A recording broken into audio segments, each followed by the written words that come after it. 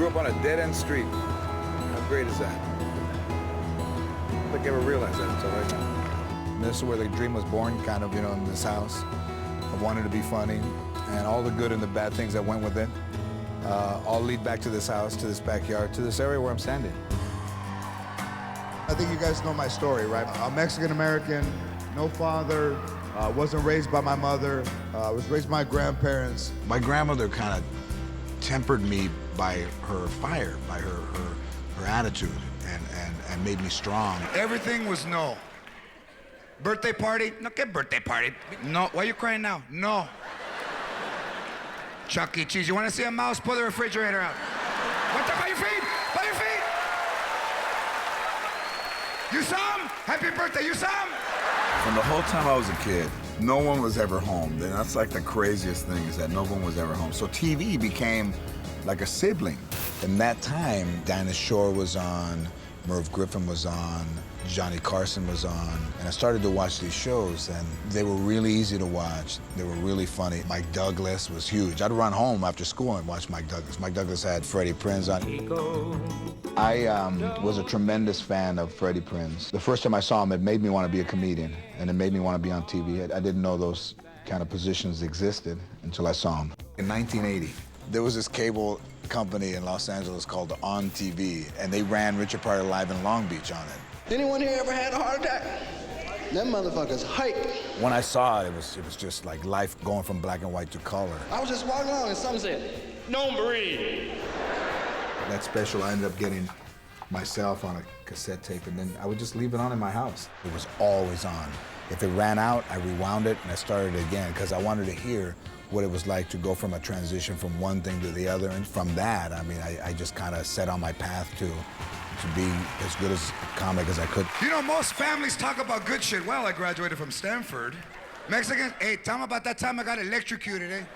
Hey, ¿sabes qué? My feet were wet, and I touched the wire. You sold out 8 shows in like a week and a half. Not at a comedy club. No, at the Gibson Amphitheater, Universal Studios. 6,000 seats. Over 50,000 tickets. Wow. During the slow period between Christmas and New Year's. That is amazing. That yes, really is. And everybody left happy. A lot of Latinos there, a lot of white people there. Really? If you didn't laugh, you found somebody to do tile. It was fantastic. Next gentleman was so funny, so fresh, so fly, so nice, we had to bring him back twice. Here's George Lopez. Arsenio, he debuted in '89, and huge, I mean, incredibly popular right out of the gate. I was a huge fan of the show. I was watching the show every night. I mean, it was appointment for me, appointment TV. It was fresh. It had people that you wouldn't see on The Tonight Show, that you wouldn't see on Letterman, that would not get on other talk shows. So I had a great day today. I got up, I played golf. Yeah, I play golf. You know, because you guys are looking at me like, well, that's ethnically impossible. For the 5 years that he was on, I was on 16 times. The most that any comic was on his show. Thank you. I was in Caroline's in 1996, and Chris Rock's manager, Dave Becky, came up to me after he saw me, and he said, I want to give you some constructive criticism. Hope it's okay. And I said, yeah. And he says, you know, when I watch you, there's nothing about you that says anything about you, like what you like, who you are, where you come from, what you dislike, what your politics are. I'll tell you, what a crowd, all right? What a crowd. Good crowd, all right?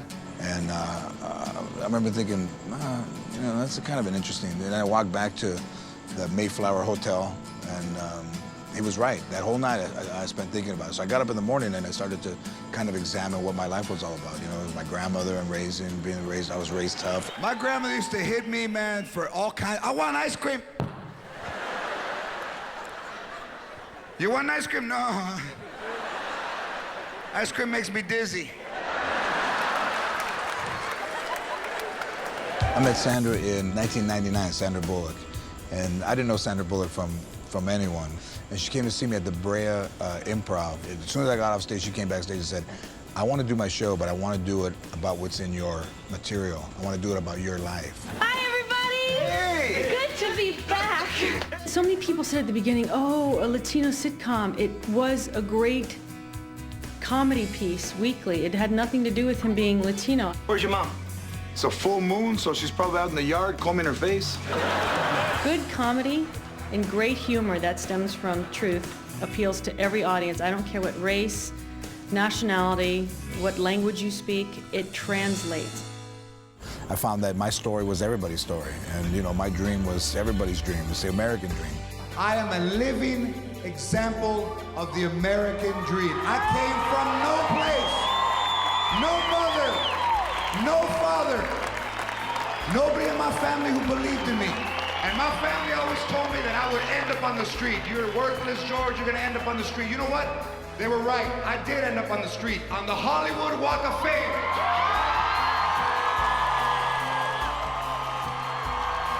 Thank you, America. Y viva la raza.